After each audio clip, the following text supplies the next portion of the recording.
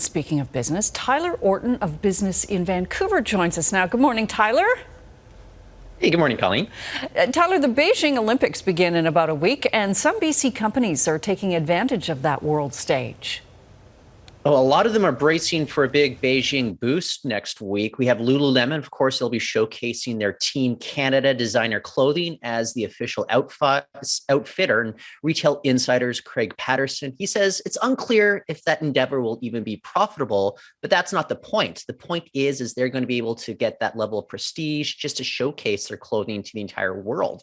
Meanwhile, BC mining giant Tech Resources, it's once again supporting the Athlete Ring program, which will present all of the participating athletes with commemorative rings. Recall back in the Vancouver Games, they actually used recycled metals from Canada in all the rings that were used, which is kind of cool. And Victoria's own MaxZone Technology, it's deploying its own interview kiosks for broadcasters to help out with remote interviews. It's going to be very strict kind of lockdown in the games there. So a lot of athletes won't necessarily be able to be face-to-face with journalists. So these interview kiosks are going to be very helpful. And CEO Keith Wells, he says, look, just the ability to get this international recognition, it's going to be a big boost for his company. So a lot of BC brands very excited about what Beijing will bring to them beginning next week.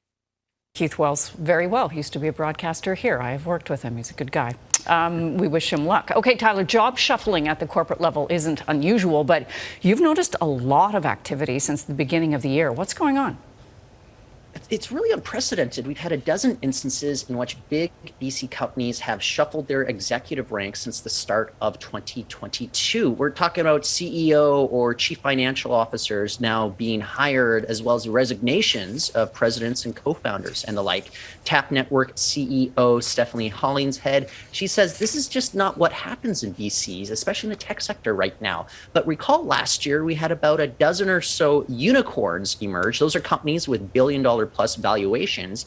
And look, with all that growth going on, the effort to expand into new markets and recruit more tech talent, it only makes sense that that's going to leak out into the executive ranks. They need more people in the executive ranks, and maybe they need some fresh faces there as well. But some of the hirings, they also indicate that these companies are gearing up to go public, all in an effort to raise even more capital here on the West Coast. So this activity might look a little frantic, but it really is a sign of how much activity is going on, especially in BC's very, very high growth tech sector. Interesting. All right. Tyler Orton of Business in Vancouver. Thanks so much, Tyler. Thank you, Colleen.